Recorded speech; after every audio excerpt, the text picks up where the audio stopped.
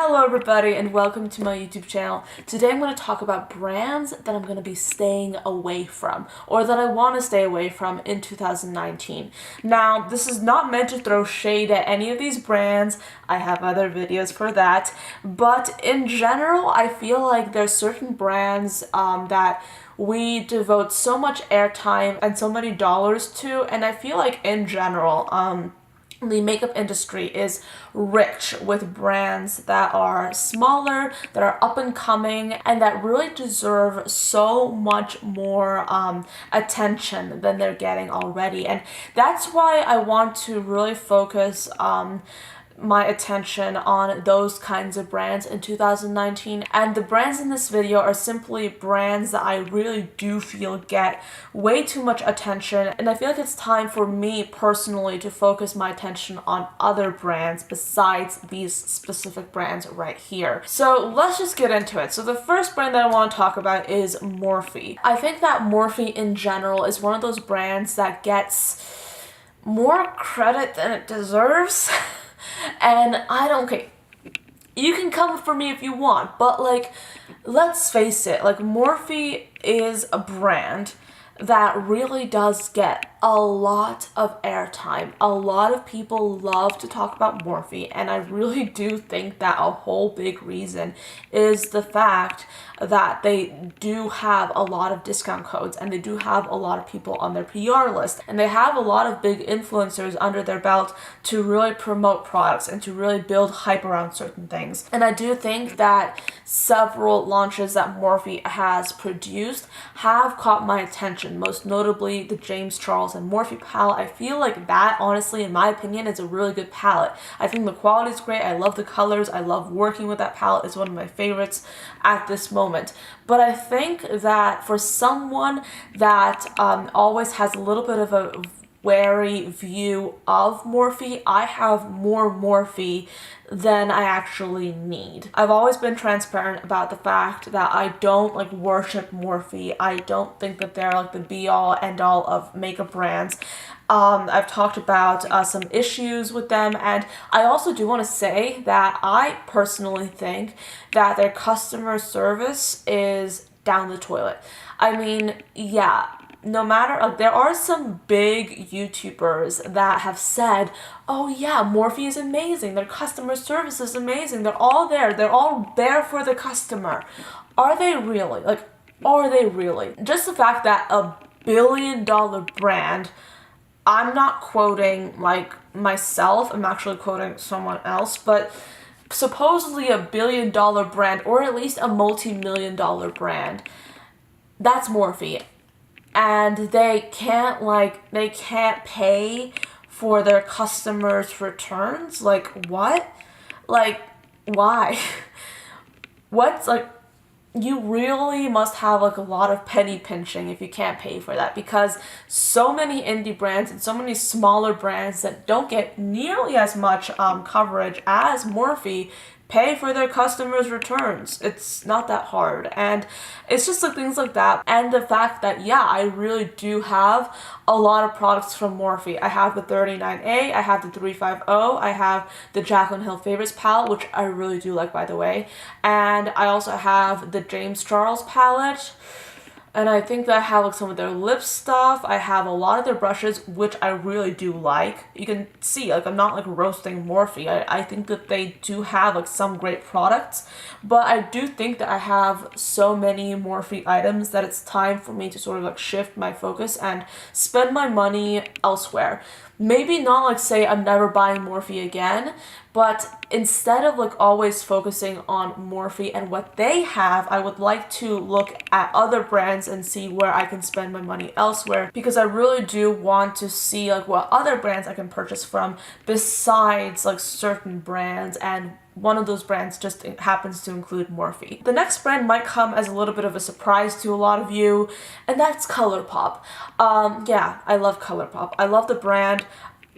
Pretty much like almost every single thing that I've tried from them, I really, really do like. Colourpop is one of those brands that is truly irresistible, because whenever they come out with a new sale or with like new items, or whenever they have like a restock of like anything, I am so tempted. Like, Colourpop tempts me like no other brand, and as a result, a whole bunch of items in my collection are from Colourpop. I have lip liners, I have eyeliners, I have blushes, bronzers, wait, no, not bronzers, highlighters, palettes, eyeshadows, single eyeshadows, powders, and their Super Shock formula. I have Supernova eyeshadows. Basically every single format of lip product that they've ever come out with. I have a ton of stuff from Colourpop. I could probably do like a Colourpop collection video. Maybe that's something I could do in the future. But my point is, I have a ton of stuff from Colourpop, and you guys know that I love Colourpop. In almost every single tutorial that I produce, you will look in the description box and you will see at least one Colourpop item. And that's because I genuinely really do love so much of what Colourpop has to offer.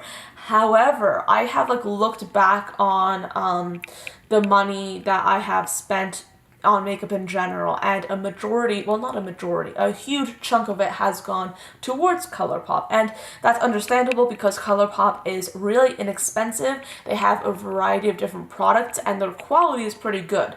I can think of, like, for example, Supernova eyeshadows. I adore those eyeshadows. Like, those eyeshadows are amazing. Like, I love them so much.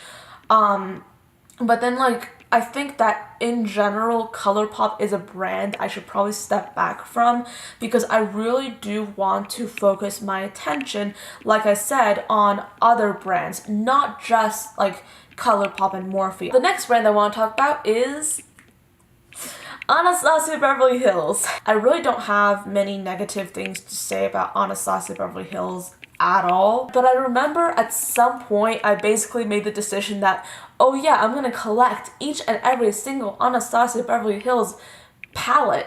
I actually have a ton of Anastasia Beverly Hills eyeshadow palettes. You've probably seen a lot of these on my channel. I have the single eyeshadows, I have some lip products, I have liquid lipsticks, I think I might have a gloss, and then I have brow stuff. Anastasia Beverly Hills in general gets so much coverage. For example, with the Norvina palette and with the Soft Glam palette, and of course with like the Sultry palette, like those three palettes got so much coverage.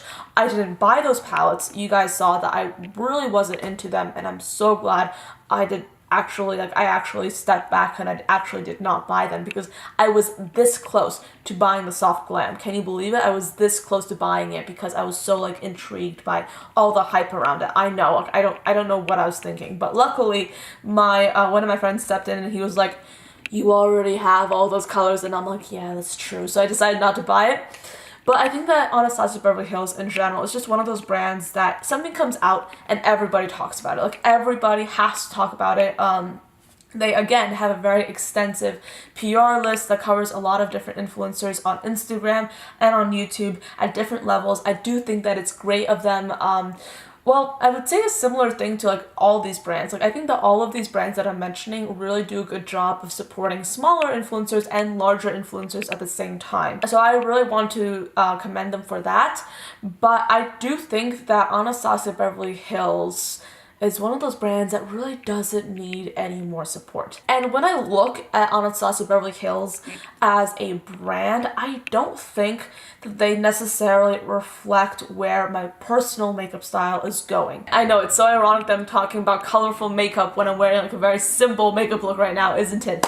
But like, you guys know that in general, I have been obsessed with color and obsessed with experimentation and seeing where I can push myself.